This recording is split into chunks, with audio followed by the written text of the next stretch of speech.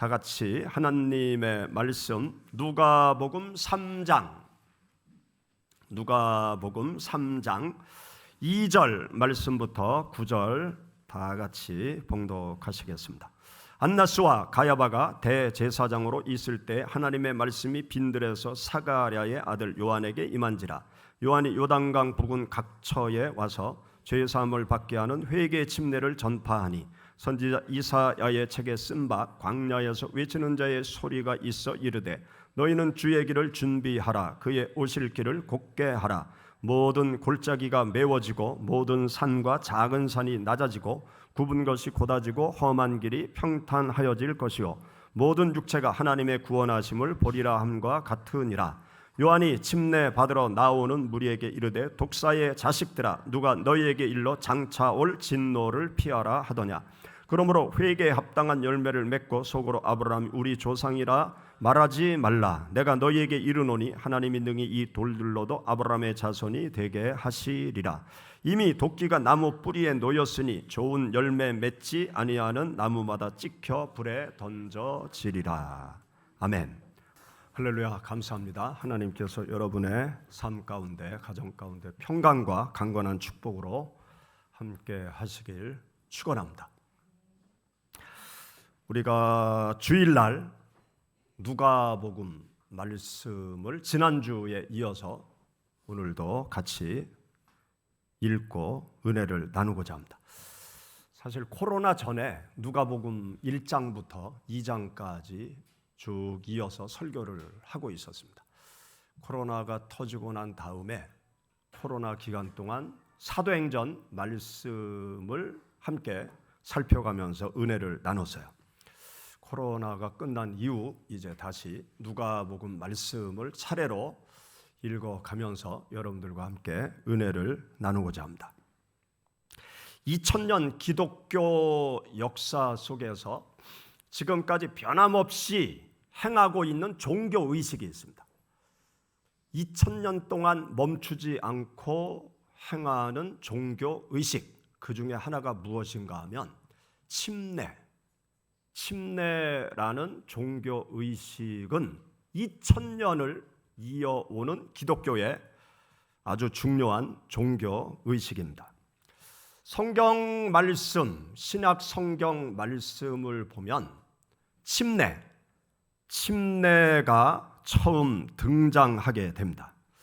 그것이 오늘 우리가 함께 읽은 누가복음 3장 말씀에 침례 요한이 베푼 회개의 침례, 이 회개의 침례가 신약 성경 속에 최초로 등장을 하게 됩니다.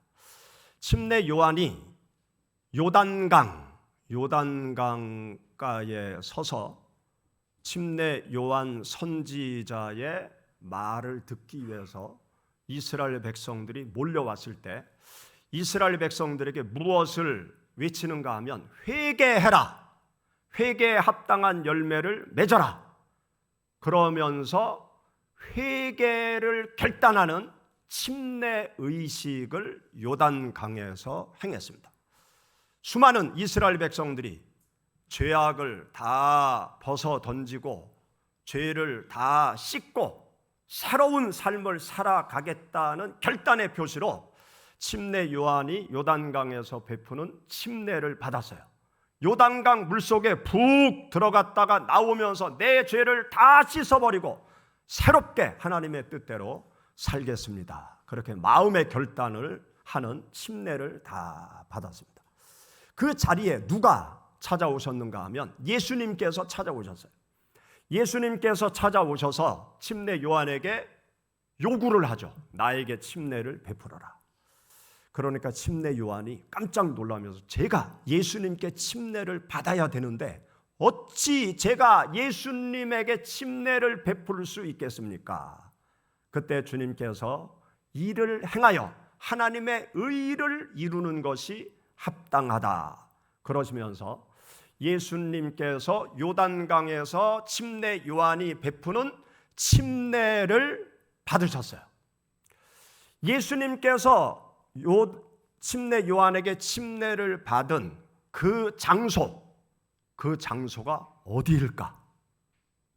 그 장소에 제가 성지순례 할 때 갔다 왔습니다. 한번 사진을 보시죠. 저기 사진에 보면 가운데 강이 흐르죠. 저 강이 요단강이에요. 비가 안 오는 건기 때는 그냥 개천처럼 저렇게 요단강물이 흘러갑니다. 그런데 비가 많이 오는 우기 때가 되면 사람들이 많이 모여있는 그 위에까지 강이 넓게 범람하면서 큰 강을 이루기도 하는 강이 요단강이에요. 그런데 저 강을 중심으로 이쪽에 사람들이, 앞쪽에 사람들이 많고 저 뒤쪽 종려나무 저 뒤에 보면 사람들이, 소수의 사람들이 모여 있죠. 저 요단강을 중심으로 국경이 갈라집니다. 저 건너쪽은 요르단, 그리고 이쪽은 이스라엘 땅이에요.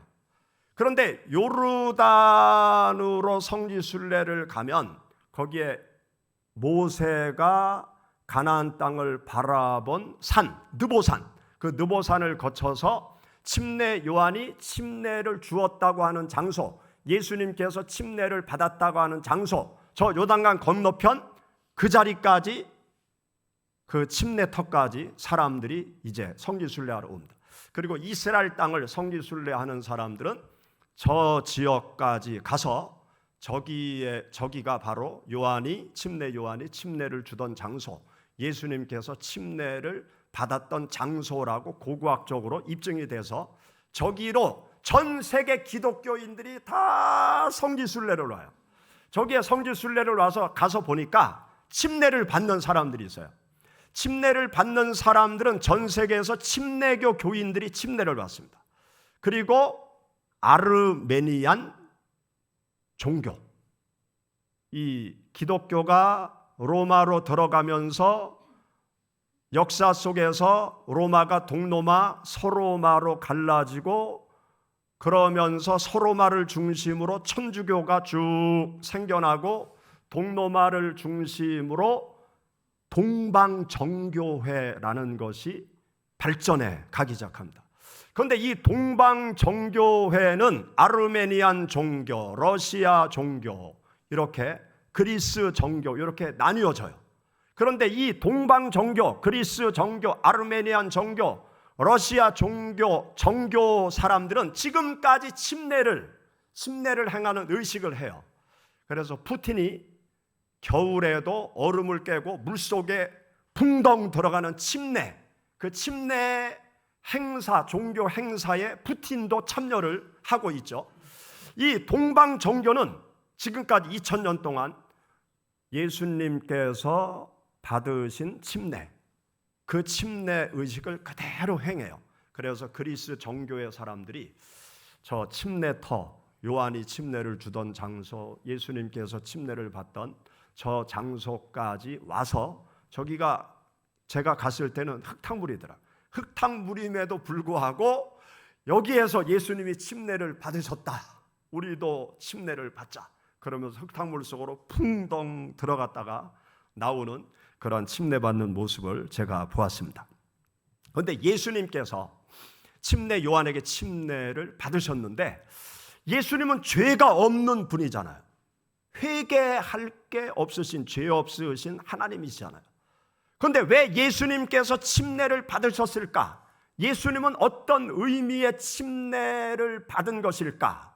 하나님의 의를 이룬다는 말이 무엇일까?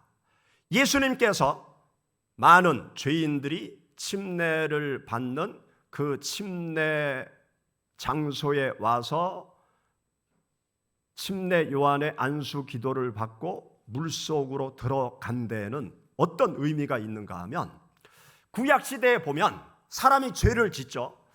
그러면 죄를 지으면 하나님의 벌을 받아요. 그러면 하나님의 벌을 피하기 위해서는 죄를 없애야 되잖아요. 어떻게 죄를 없애느냐? 죄 지은 사람이 양 한 마리를 끌고 제사장들 앞에 찾아옵니다. 그리고 나의 죄를 제사장에게 고하는 거예요. 제가 도둑질을 했습니다.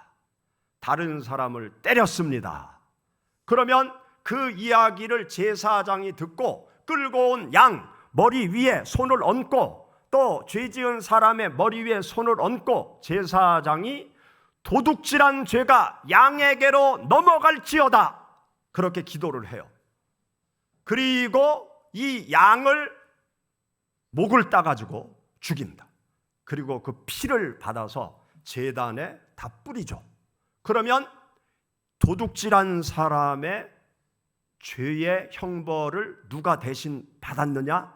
양이 대신 받았기 때문에 또 이 죄가 양에게로 넘어갔기 때문에 이 사람은 죄로부터 자유하게 되고 죄의 형벌을 받지 않게 되는 거예요. 그게 속죄의 의식입니다.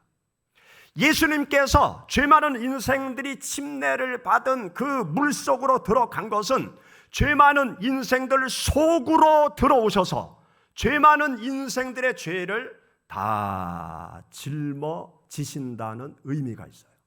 그리고 물에서 나오실 때 예수 그리스도께서는 인생들의 죄를 다 짊어지시고 물 밖으로 나오신 것입니다. 물 밖으로 나온 예수 그리스도를 바라보면서 침례 요한은 며칠 후에 제자들한테 예수님을 가리키면서 보라, 세상 죄를 지고 가는 하나님의 어린 양이로다. 그렇게 침례 요한이 예수 그리스도에 대해서 증거하십니다. 침례 요한은 그 침례를 받음으로 인생들의 죄 속으로 들어와서 인생들의 죄를 다 짊어지시고 물속에서 나와서 십자가 골고다 제단으로 올라가셔서 피 뿌려 죽으심으로 우리 인생들의 죄를 속하는 속죄의 제물의 길로 가시기 위해서 예수 그리스도는 요단강에서 침례 요한에게 침례를 받으신 것입니다. 성경에 2000년 전에 최초로 등장하는 침례의 사건, 그것은 바로 침례 요한이 이스라엘 백성들에게 베푼 침례, 예수 그리스도에게 베푼 침례 속에 처음 등장을 합니다. 그리고 예수 그리스도께서 십자가 고난의 길을 걸어가시면서 죽음을 지나 부활하신 예수님, 제자들에게 마지막으로 어떤 말씀을 하셨는가 하면 너희는 가서 모든 족속으로 제자를 삼아 아버지와 아들과 성령의 이름으로 침례를 줘라. 그렇게 주님께서 제자들에게 명령을 하셨어요. 그 명령을 받은 예수님의 제자들은 부활하신 예수님을 천하에 다니며 증거하기 시작합니다. 예수님이 죽었다가 다시 살아나셨다. 그 복음을 듣고 예수 그리스도를 믿는 사람들이 생겨났어요. 부활의 예수 그리스도를 믿는 사람들에게 제자들이 무엇을 주었는가 하면 침례를 주었어요. 왜냐? 예수님께서 모든 족속으로 제자를 삼아 침례를 줘라 그렇게 명령하셨기 때문에 예수 그리스도를 믿는 사람들에게 침례를 베풀라는 주님의 명령을 따라서 침례를 베풀었습니다. 사도행전 말씀 가운데 보면 사도들이 복음을 전하고 예수 믿는 사람들한테 침례를 주는 그러한 침례 의식을 행하게 됩니다. 그 침례 의식의 복음이 전파되는 곳마다 계속 행해져 나갔어요. 예수님의 제자 가운데 어떤 제자가 있는가 하면 사도 요한이 있습니다. 사도 요한 제자는 예수님의 12 제자 중에 순교를 당하지 않고 오래오래 살다가 자연적인 죽음을 맞이한 사도였어요. 이 요한 사도가 십자가에 운명하시는 예수님께로부터 어떤 사명을 받았는가 하면 예수님의 육신의 어머니 마리아를 잘 복양하라는 사명을 받게 됩니다. 그래서 사도 요한은 예루살렘에 엄청난 핍박이 몰아쳐서 더 이상 예루살렘에 머무를 수 없을 때, 유대 땅에 머무를 수 없을 때 마리아를 모시고 어디 땅으로 피신을 가는가 하면 지금의 튀르키예 에베소라는 지역으로 피신을 갑니다. 그리고 그 에베소 지역에 가면 높은 산이 한 곳 있는데 그 산에서 올라가 내려다 보면 마치 갈릴리 바다처럼 보여지는 전망이 있는 그 산 지역에 집을 짓고 마리아를 잘 모시게 되어져요. 그곳이 천주교의 중요한 성지 중에 한 곳으로 남아 있습니다. 튀르키예가 기독교에 관심이 없고 이슬람 국가로 살아갈 때 이 바티칸 공화국에서 엄청난 예산을 이 튀르키예에 지원을 하면서 그 에베소의 마리아 생가 거기를 아주 잘 유적지로 발굴하고 도로를 잘 닦아놓고 시설을 잘 만들어놨어요.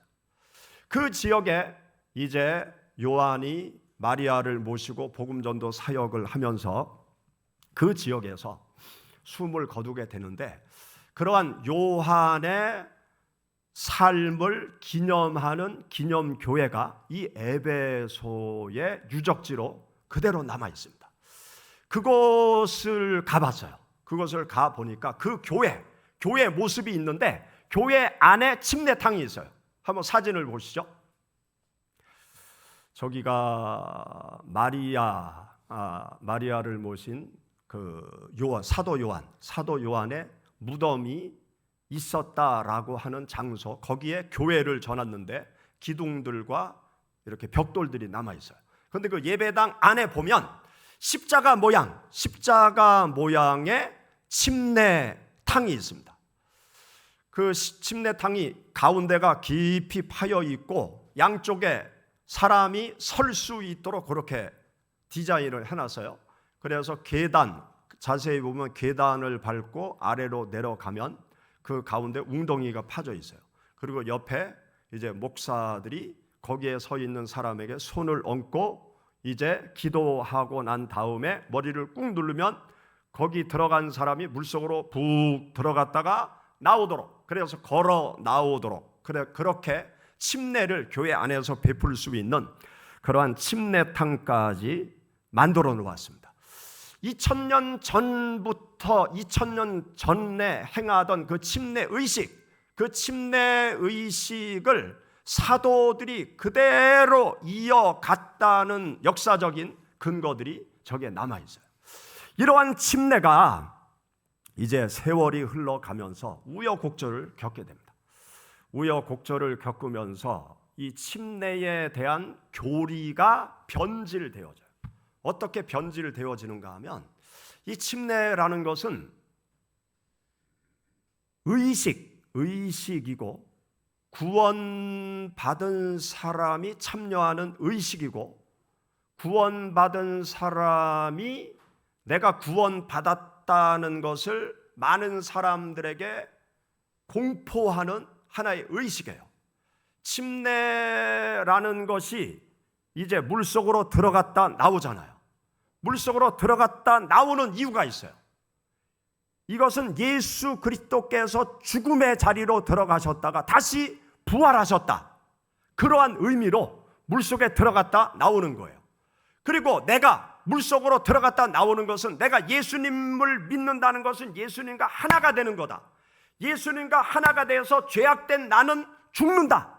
그래서 물속으로 들어가는 거예요. 그리고 예수님을 믿기 때문에 의로운 사람으로 새롭게 태어난다. 그 의미로 내가 물속에서 예수님과 함께 다시 나오는 거죠.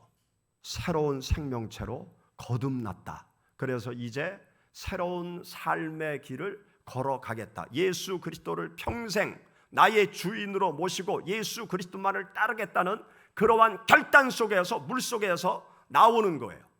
그것을 많은 사람들 앞에 나타내 보이는 거죠. 구원받은 것을 사람들에게 공포하는 하나의 의식입니다. 마치 결혼식을 통해서 우리가 부부가 됐다, 그것을 만인에게 공표하는 것과 똑같습니다. 결혼식 안에도 부부로 혼인신고하고 충분히 살아갈 수 있잖아요. 침례식을 안 해도 구원받은 하나님의 백성으로 천국에 갈 수 있습니다. 그런데 침례 의식을 통해서 많은 사람에게 내가 예수 그리스도를 믿는다고 공포하는 거예요. 그 공포를 통해서 다짐하는 그러한 시간을 갖는 거죠. 그러한 의식인데 이 침례가 변질되어집니다. 어떻게 변질되어지는가 하면, 침례를 받아야 구원받는다, 침례를 받지 못하면 구원을 받지 못한다, 이렇게 구원과 연결되어져서 변질된 교리가 생겨요. 그러면서 이제 문제들이 발생합니다. 왜냐하면 건강한 사람들, 또 뭐 건강한 사람은 침내 물속에 들어갔다 나오는 거 아무런 문제가 없죠. 그런데 건강하지 못한 분들이 계시잖아요. 괜히 중환자인데 예수님 믿겠다고 결심을 해서 침내 바다의 구원을 받는다고 생각하고 물속에 푹 담궜다가 그냥 죽어봐요. 그러면 침내 받았다 죽었다 아주 이상한 소문이 퍼질 거 아니에요. 그러니까 이게 문제가 생기는 거예요. 또 죽기 직전에 예수님 믿겠다고 그렇게 믿음의 결단을 하는 사람이 있는데, 죽기 직전에 사람을 물속에 들어갔다 나오게 한다는 게 이게 보통 일입니까? 이게 보통 문제가 아니에요. 그리고 어린아이들, 갓 태어난 아이들한테 또 침례를 주려고 하면 여러 가지로 어려움이 많잖아요. 그러다 보니까 뭔가 방책을 강구하자. 그래서 같이 모여서 의논을 하는 가운데, 그러면 머리 정수리에다가 물을 좀 뿌리고 물에 잠긴 것으로 여겨주면 어떠냐? 그거 괜찮다. 머리에 물 좀 이렇게 뿌리면 온몸이 다 물속에 들어간 것으로 여겨주자. 그래서 그러면 약식 침례도 침례로 인정을 하자. 그렇게 결론이 난 거예요. 그래서 약식 침례. 근데 약식 침례라고 불리려고 보니까 이게 잠글 침자, 잠궈야 되는데 뿌리거든요. 그러니까 단어를 좀 바꾸자. 그래서 약식 세례 그렇게 사용하기 시작한 거예요. 그래서 장로교, 감리교, 저도 장로교 다닐 때 세례를 받았는데 세례 명칭, 정확한 명칭은 약식 세례라고 불러요. 약식 세례. 그러면 정식 세례가 뭐냐? 물에 푹 잠기는 거. 그게 정식 세례요. 침례가 정식 침례요. 예수님께서 모든 족속으로 제자를 삼고 침례를 주라고 명령하신 주님의 명령의 의식은 물속에 붕덩 들어갔다가 나오는 게 2000년 전에 예수님께서 받으신 침례와 똑같은 그 침례인 것입니다. 그런데 역사 속에서 그런 변질의 역사가 생겨나게 되었던 거죠. 그러는 가운데 침례를 주장하는 사람들이 나타났어요.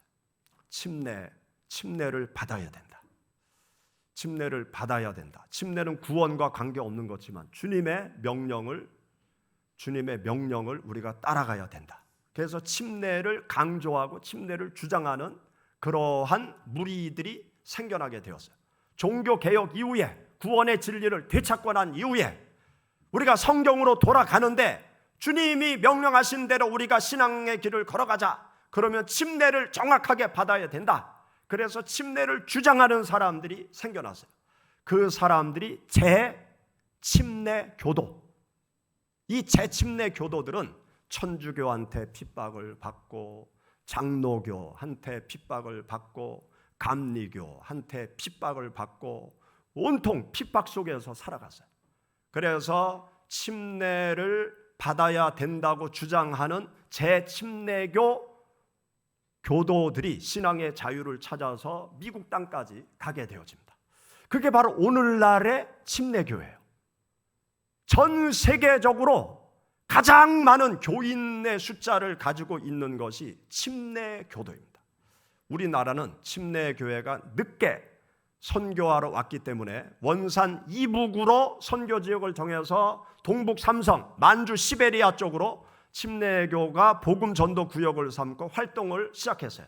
그래서 우리 남한은 장로교, 감리교가 많지만 원산 이북, 동북 삼성 지역으로 가면 침례교도들이 많고 전 세계적으로 또 미국에 가면 침례교도가 전체 대부분의 성도들의 분포가 침례교도들로 그렇게 되어져 있습니다.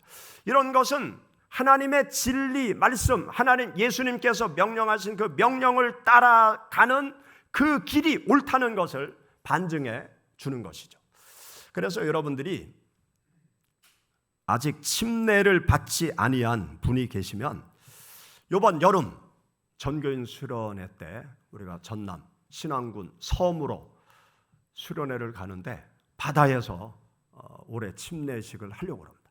그래서 침례를 받지 않은 분들은 침례 나중에 신청하라고 할 때 꼭 신청을 하셔서 침례를 받으시면서 예수님과 함께 내가 죽고 다시 살아나는 그 주님께서 명령하신 침례 의식을 통한 예수 그리스도의 죽으심과 부활, 주님과 내가 합해서 주님과 함께 죽고 예수님과 함께 다시 산다, 그 의미를 깊이 체험하는 시간을 가지시기를 바랍니다.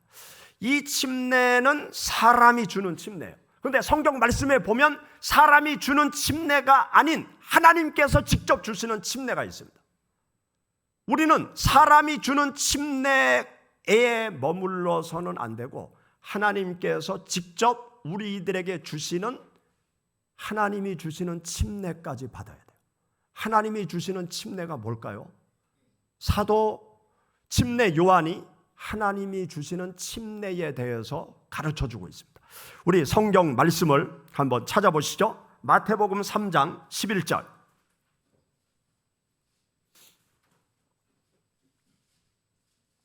마태복음 3장 11절 같이 읽어보시겠습니다. 나는 너희로 회개케 하기 위하여 물로 침례를 주거니와 내 뒤에 오시는 이는 나보다 능력이 많으시니 나는 그의 신을 들기도 감당치 못하겠노라. 그는 성령과 불로 너희에게 침례를 주실 것이요. 아멘. 침례 요한이 하는 말이에요.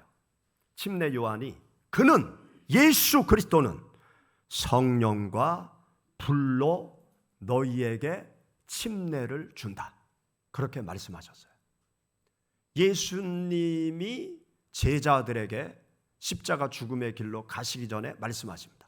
내가 아버지께로 가면 너희에게 성령을 보내주겠다, 그렇게 말씀하셔요. 그리고 죽음의 길로 걸어가신 예수님 다시 부활하시고 감람산에서 하늘로 승천해 올라가시기 전에 제자들에게 또 마지막으로 하신 말씀이 있어요. 예루살렘을 떠나지 말고 아버지의 약속하신 바 성령을 기다려라. 오직 성령이 너희에게 임하시면 너희가 권능을 받고 예루살렘과 온 유대와 사마리아와 땅끝까지 이르러 내 증인이 되리라. 그 말씀을 들은 예수님의 제자들은 감람산에서 내려와서 감람산 건너쪽에 있는 예루살렘 안에 마가의 다락방으로 갑니다. 거기에서 10여일 동안 성령의 침례를 받기 위해서 열심히 하나님 앞에 기도해요. 10여일 동안 열심히 기도할 때 그들에게 성령의 불이 임하는 광경이 사도행전 2장에 나와 있어요. 여러분, 사도행전 2장 말씀 찾아보시죠. 사도행전 2장 1절 말씀부터 4절 다 같이 봉독하시죠. 오순절날이 이미 이름에 그들이 다 같이 한 곳에 모였더니 호련히 하늘로부터 급하고 강한 바람 같은 소리가 있어 그들이 앉은 온 집에 가득하며 마치 불의 혀처럼 갈라지는 것들이 그들에게 보여 각 사람 위에 하나씩 임하여 있더니 그들이 다 성령의 충만함을 받고 성령이 말하게 하심을 따라 말하기를 시작하니라. 아멘. 여기 보면 바람 같은 성령, 불 같은 성령, 그 성령이 기도하는 제자들의 머리 위에 불꽃이 임했다는 거예요. 하나님의 성령의 불이 임하게 되니까 그들이 외국어를 배우지 않았는데 외국어로 막 기도하는 거예요. 이 예루살렘의 유월절 절기를 지키기 위해서 외국에서 온 유대인들이 깜짝 놀라죠. 저 사람들이 어떤 사람들이냐, 외국에 가지도 않았는데 우리나라에 오지도 않았는데 저들이 어찌 외국어로 기도를 하느냐. 그래서 그날 3,000명의 사람이 예수님을 믿게 됩니다. 그 3,000명의 사람들에게 베드로 사도가 침례를 주고 자기 나라들로 돌아보냈어요.